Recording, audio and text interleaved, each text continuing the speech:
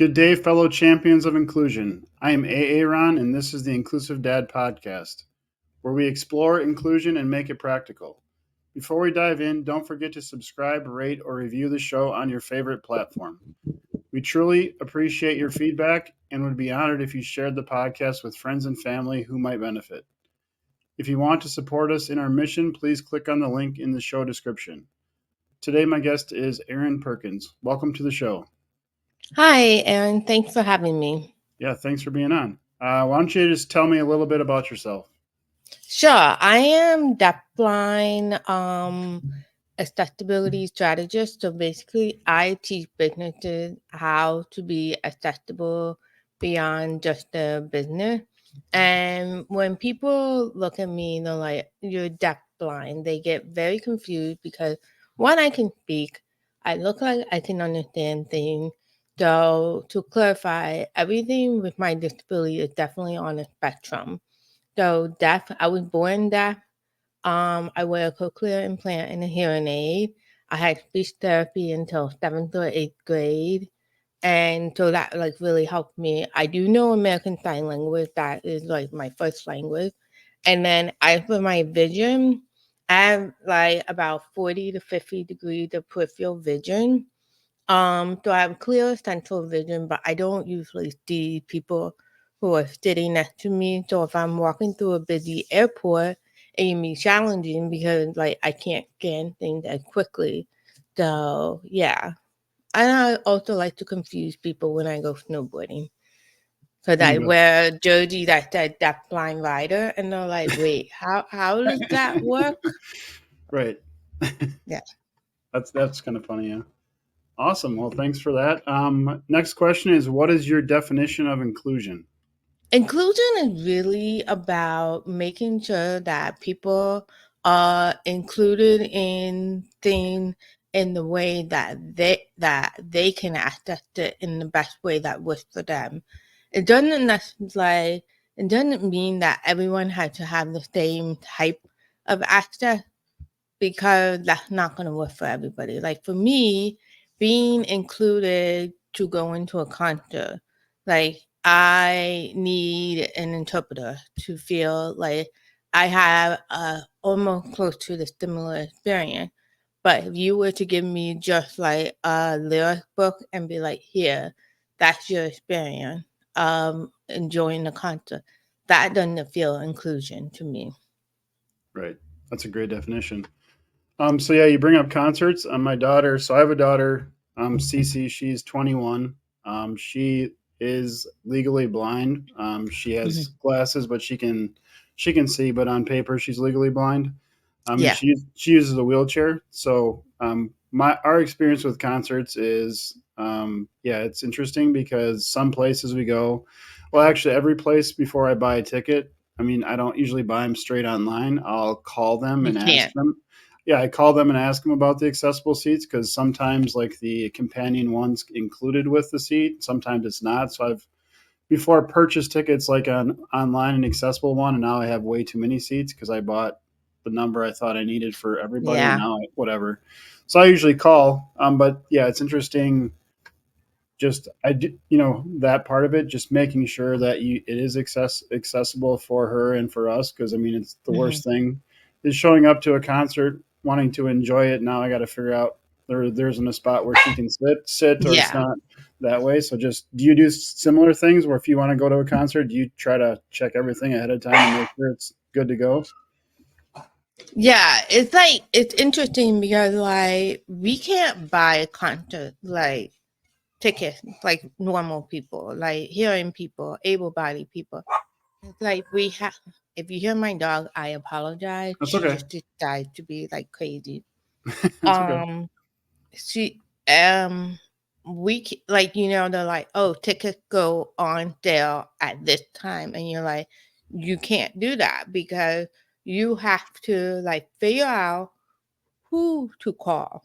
Right. You have to figure out if you're calling the venue themselves directly, or are you calling like the main ticket master, which Ticketmaster is a whole nother story, and try to figure out like Right. what how to get the ticket. Right. And then you're also like trying to figure out, okay, where are your seats going to be? You want to Right. make sure that you can still see and still Right. have a similar experience, because there are definitely certain venues that I will not go to because I'm like, no, they suck. They're horrible. They do not provide a good experience. It's Right. just like, nope, never doing that venue again. Then there are other venues that I'm like, I love them. I love the experience. Um, like it's easy for me to know, okay, if I want to go see a show at this venue, I know exactly what to do. But it's definitely a lot of trial and error. Yes, for sure. So yeah, I'm not familiar with the rules around providing interpreters. So, are all venues required to have an interpreter there for shows and stuff? It depends on the size of the venue. Like Okay. like in Baltimore, there's one venue that I requested an interpreter, and they were like, "Well, the cost of the interpreter will take away from our profit," and I was just like, "What?" But at the same time, I was like in my young 20s, so I didn't like argue that. But like now, I would definitely argue it because I would be like, "No, you need to provide." Like Right. you need to provide an interpreter or some kind of like similar equal experience. Sure. So what would be a similar equal experience then if For they don't have? me, like for me, there really isn't to have Okay. an interpreter. But like I've had venues that'll be like, look, we'll just like comp your ticket. Because there have been quite a few times where they didn't hire the interpreter. It like fell through the hole. Oh, And sure. so they're like, well, we'll just like, and we're like already there. Right. So like one time they just put us in the VIP section and we had free drinks flowing all night. That was a little dangerous though. Yeah, I mean, that seems. I personally would have rather had the interpreter because Yeah. then I Sure. could have understand everything that goes along. I know Right. people get confused. You're like, you're deaf. You go to a concert. This doesn't make sense. Deaf people do enjoy music just as Right. much as hearing people. Right. So do your cochlear implants, can that be hooked up to some kind of a system to help you hear stuff, or how does that? Right now, like growing up, I mostly had hearing aids. I got my Okay. cochlear implant like when I was 29 years old. Okay. So I always had hearing aid. You could switch it to like a T-mic system with you can see I'm wearing like a loop around. It's Yep. not so it's kind of like streaming to Okay. my hearing aid, but now we have the technology of Bluetooth. Yep. So that is also a capability, but like when it's like when I mean I'm dating myself. This is like 20 years ago. Technology wasn't necessarily always there. Yeah, for sure. For sure. Absolutely. So, were you on an IEP then when you were in school? Did Yes, you have I okay? was. How was that experience for you being on IEP? So when I was younger, when my parents moved us from Pennsylvania to Maryland, and they actually searched all the schools on the East Coast to find me and my older sister a deaf school that they felt was going to give us the access that we needed, that allowed us to like make sure we learn sign language, make sure we also learn how to speak. My parents, like, they're like, oh, these are the first time we're having deaf kid. They didn't know Hmm. what they were doing, but Right. they figured it out. So they were able to put us in the deaf school, Maryland school for the deaf when we were younger, and we had that until this grade. And then at sixth grade, my parents were like, "You have the option of if you want to go to a public school, you can go to a public school, or you can stay at a deaf school." My older sister automatically decided she wanted to go to public school. I was like, I don't know. Like, I'm still in sixth grade. So I did half a day at the deaf school, half a day at the public school. And, like, the IEP was like pretty straightforward for us because they provided interpreters for us. We had one interpreter all day. So, like, I had access no matter what. I Sure. had speech therapy at the public school. They took me out of class, which was always annoying because they took me out of gym class. Like, but that's my time to hang out with my friend. Right. But like before think of that 6th grade, I ended up moving to the public school full time because I ended up being bullied by the deaf kid. Because they were like, "Oh, you think you're better than us because you're hearing." And I was like, "That's not the case." It was just like I'm getting a better education there. I was being way more challenged at the public school than at the deaf school. It just didn't. I just felt like I was split between two worlds, Right. and I had to make a choice. And being bullied kind of like made that decision a lot easier for me. That's interesting. Okay. So then after you moved to the public school, like were you fully included in general ed classes or how did that go? I definitely stayed in, like, I was not excluded in any other classes. Um, at first, they did have me ride the special ed bus, which Hmm. literally made no sense because, like, I didn't need any assistance. And then finally, they were able to figure that out. Like, me and my sister can just ride the regular school bus, 'cause it drive right by our house.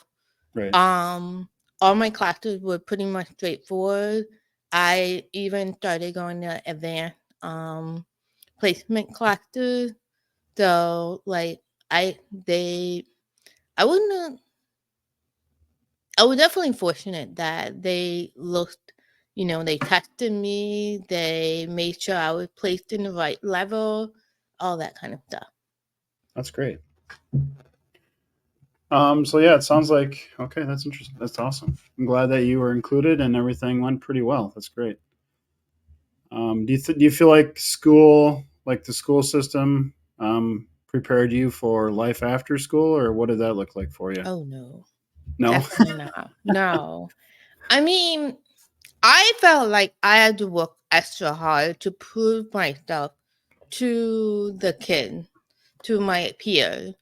So like, like almost I live out in the country, at Okay. least what we consider the country now. I don't think it is. But, we had a cow farm living across from us. So we had that. But my school was very like heavily like redneck school. So like a lot of the kids at that school that would end up going to like a community college just because of the economics of what the parents could afford. Sure. Me, I was lucky enough because I had parents that were like, no, you're going to a 4-year college. So I ended up going to Rochester Institute of Technology. But because they also have a deaf college inside that institute, that I paid, like, we paid that school's tuition, not the main college tuition. So we had a discount. And then we also had, I don't know what Department of Rehabilitation Okay. system. Yep. They, helped make sure that we had like fun. I didn't get vocational, we call it vocational Yep. rehabilitation. Yep. I feel like I don't know if they're integrated. I did not get that support until my final year of college. Interestingly enough, my older sister got that support all through 4 years because she was Hmm. more deaf than me. And I was like, but we're both deaf. It didn't make sense. Yes. The reason why they decided to give me support my 4th year, as far as I understood it, was because that was the year I found out I had Usher syndrome, which affects my vision. And they were like, oh, you're disabled enough.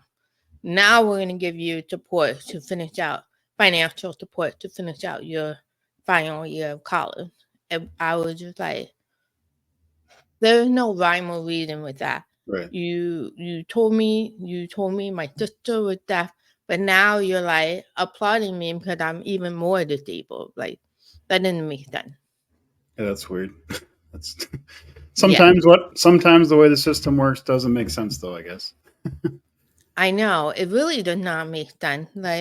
But because I always had things given to me, and my parents were definitely good advocates for me, Yep. and did not prepare me to walk into working for a company and being able to be like, I can get this support. I can advocate for myself.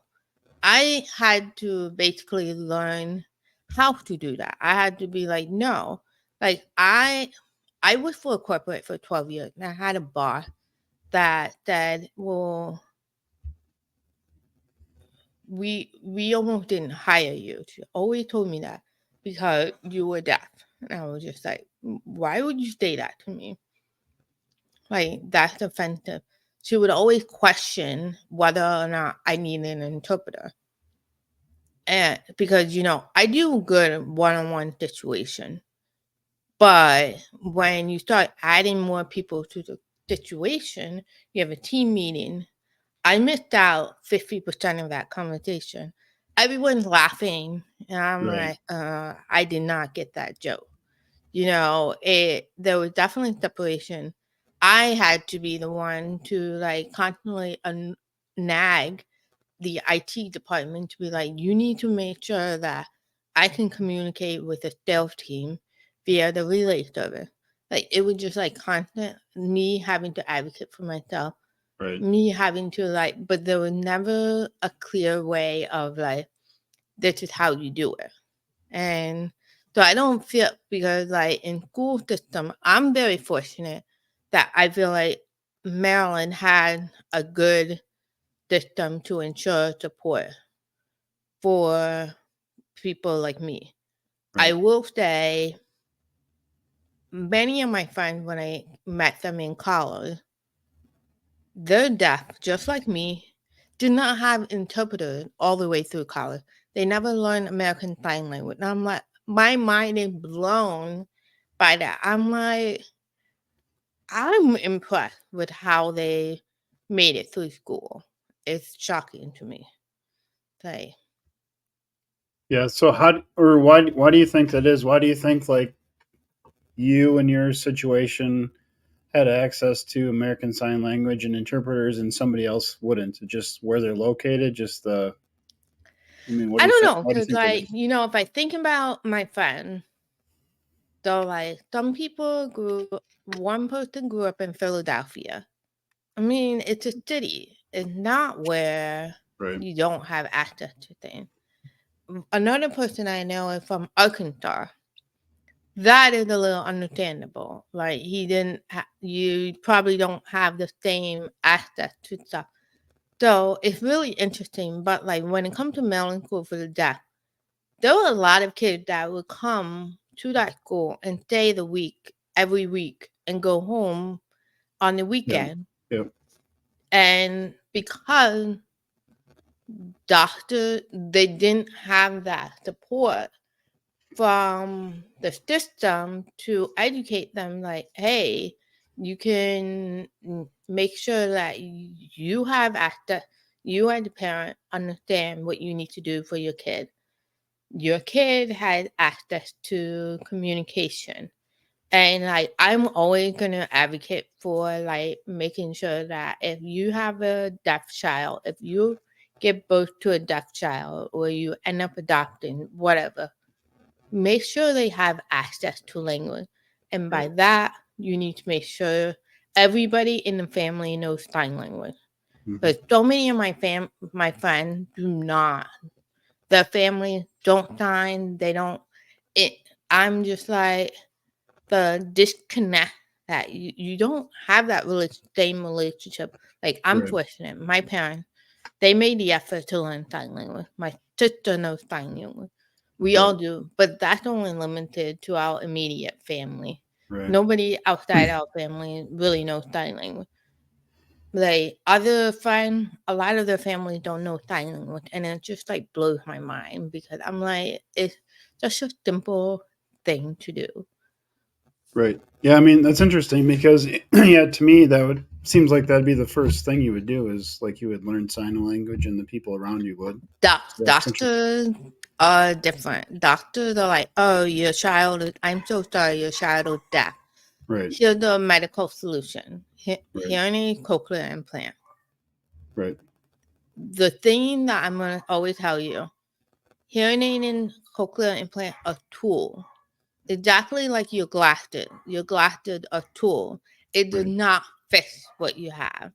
right, If they break, you are still deaf. If your glasses break, you are still like blind or whatever. right. It's If true. we all have to look at these things as tools, they're not going to fix the solution. That's why communication, being able Right. to sign, is really important. Wow, my dog is like, That's okay. I mean, I remember when I have a son also. I remember when my kids were born that we would teach them like simple signs, like before they could mm-hmm. speak, like teach, I don't even know what they're like, more and please and thank you, or just simple ones. But I remember Yeah, even that back when, I mean, 20 years ago, that's kind of what everybody said to do is do that because they can understand that and communicate using those simple signs before they're able to speak sometimes. So yeah. we did a little bit of that. So you mentioned that when you were in school, you didn't really learn how to advocate for yourself. So, what tip could you give to parents on how, if they have children in school, how what they can do to help them learn to advocate for I themselves? think the biggest thing is like if you are a kid with a disability, you're already gonna feel like you don't feel like you belong. You don't feel like you fit in. I think it's really helpful when you have friends that are able bodied that can also stand up for you as well. And basically always communicating to your parents like this is what is happening in school. If you are a parent, I do not want you to, I mean, I'm not a parent, so I can't really say that much, but like don't helicopter your kid that has a disability, but teach them how they can stand up for themselves using the proper word language so that they can speak up and have a voice. Because I think that is the biggest challenge in kids with disabilities. Like, you have your parent that is like, oh, I'm going to protect you. I'm going to make sure that no one hurts you. But you can't stay with your kid all day at school. Yeah, Like, you can't be there. I mean, I guarantee you, because I was deaf, I did not hear what other kids said about me. So I'm lucky in that way. So I probably like missed out on that. But like I was bullied on the school bus. It was really like annoying. So I was really excited when my sister started being able to drive. I'm like, yeah, do not ever have to ride that school bus again.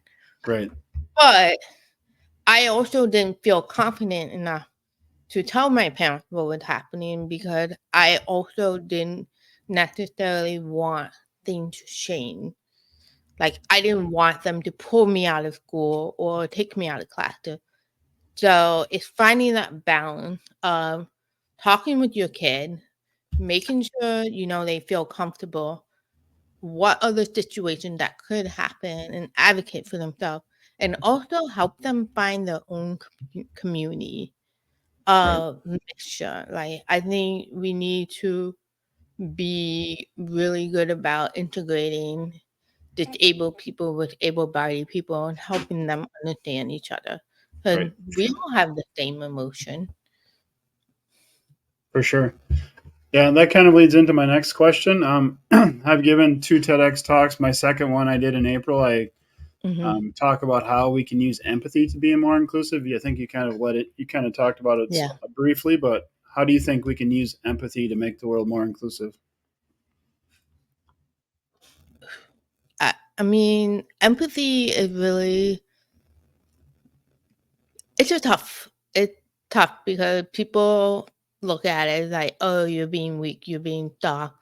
It's not. It's about, it's not necessarily about understanding what it could be like to put yourself in their shoes, but it's about listening to them and not trying to help them solve the solution because we all know like sometimes you don't want it to be solved for you, but you just want someone to listen to you and understand that, okay, it's okay to feel the way you do. And if people were much more empathetic about that and they listen to other people more, I think we would all start to recognize that there's layers to how we all think. And we actually might think the same, but we just come at the situation in a completely different way.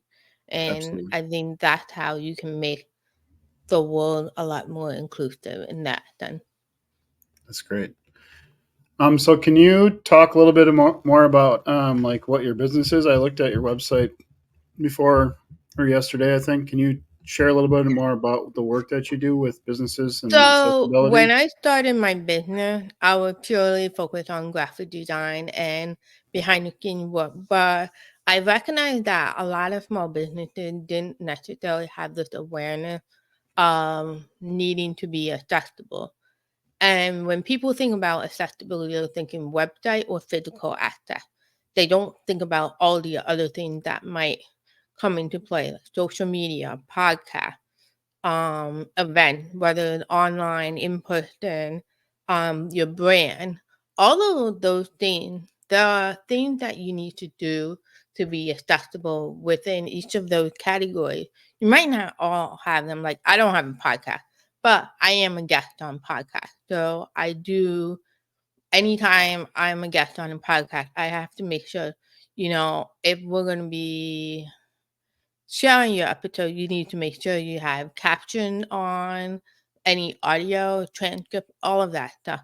So it's really teaching and helping businesses, small businesses, strategize how they can integrate accessibility in every part of their business to ensure that as they continue to grow, like hopefully you get to 6, 7, 8 figures, you've already built the Right. foundational pieces in, and it's just going to help you be a really accessible and inclusive company. That's great. So yeah, I've just started my podcast. I just released Hmm.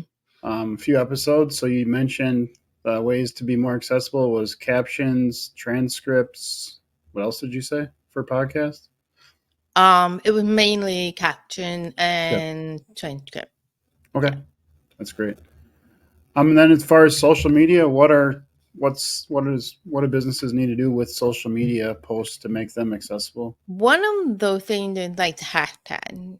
Okay. If it's all lowercase, it's actually hard for screen readers to read. So, like, if you have a screen reader, usually people with low vision or vision disability, they will use a screen reader if they're and the screen reader cannot read hashtag. Okay. And sometimes people use that as something, but if you also have a learning disability, you might actually have a hard time reading the hashtag as well. So it's good for several different things. The other thing is alt text or image description. You need to include those for people with low vision so that they can understand. I am more of a proponent of image description because it is easier to integrate into your caption. Alt text, you have to include it on the back end, and it's not something that you can schedule ahead of time. Okay. So, like, I usually teach people how to write image description, but I know that feels scary and it's not. You're like, but what if I describe the image wrong? Everything is very subjective. So I'm trying to teach people to give themselves grace and remember it's really about progress, not perfection. That's great. That's awesome. Well, yeah, you shared a couple of great tips. I appreciate that. Is there a tip you can share with our listeners how to be more inclusive today? Just not in the business sense with those things, but just in life in general, how we can be more inclusive. I would say this the biggest thing for me is don't make the assumption that you know what a disability is like. In terms of like, if you see someone park their car in a handicap spot. I know people run through their mind and they're like, oh, but you're walking across Right. the Yep. street and you look perfectly able. Not all disabilities are visible. Mine isn't invisible unless you see my cochlear implant hearing. Like, it got to the point where I felt like people doubted my disability, to the point where I now use a white cane in busy area. Like, if I'm going to the airport, I will have my white cane with me just so that I can say no to people. Yes, I have a disability. I hate it, but it's what I have to do. Like, don't make people with disability have to prove themselves. That's just not how it is. And the fact is, we are all going to be disabled one day. Right. Yeah, when I did my TEDx talk in April, I looked up that stat, and the statistic is I don't have the numbers memorized, but if you live like to the normal life expectancy, it's I think around half. If you get to like 90, it's like 3/4 of us are going to have a disability before we die. So Yeah. the chances are most of us will have a disability at some point. Yeah. Whether it's temporary or permanent, Yep, it's all to best. So I think people need to give a lot more grace with that. Like, but absolutely. then I also recognize there are people that like to take advantage of things. So That's also true. Is there anything you want to share that we haven't discussed yet today? It's covered a lot of good no, stuff. I think you asked a lot of good questions. Thank you. Yeah. Well, I do have one more question. All right. Are you ready for this question? Yeah. Do you like spam? Yes or no? I have never had spam, so I can't Never tell had it. you. You can't tell me. Yeah, I live in Austin, Minnesota, where they make spam, and the spam museum is located. So Really? It's yeah, not made in like Hawaii? no, it's not made in Hawaii. No, it's actually Oh, it's made in Austin, Minnesota, and I think another plant somewhere else. But yeah, it originated here. So, but yeah, interesting. So like, does it taste like ham? not really. I mean, it's more like a hot dog type thing where it's kind of Oh, okay. all a It's bunch of just stuff square. combined. Yeah, but I mean now they have lots of different flavors and stuff. But yeah, they love it in Hawaii. So yeah, there's a spam museum in Austin. When it opened, I don't remember when it opened, but Tom Brokaw came to town and talked. So yeah, it's kind of a people come from all over the world and stuff to visit That's it. kind of So cool. yeah. So yeah, I've been asking every guest, and then I have like a running spam count of yes. Now I need to do one for haven't eaten it yet. That way, because some people haven't eaten Yeah, it like I've yourself. never So had it in my entire life. So I don't eat it very often, but I do. I mean, I'll eat it, but it's not something we have every day because we live here. So well, yeah. where's the best place for everyone to connect with you? You can find me on Instagram at Mabely, MABELY_Q there, and then you can also email me if you need to like connect with me, or find me on LinkedIn under my name, Erin E. Perkins. Awesome. And I'll have all of the links that you sent to me in Yeah. the show notes as well. So, well, thank you very much for being on the show today. I had a great time. Yes. Thank you for having me. Yeah. To all of you listening, thank you for joining us on this episode of the Inclusive Dad Podcast. If you enjoyed today's conversation, please subscribe, rate, or review the show. Your feedback helps us connect with more champions of inclusion. Remember to share this podcast with friends and family who might benefit. If you want to support us in our mission, please click on the link in the show description. Together, we can make the world more inclusive. Until next time, stay empowered and be a champion for inclusion.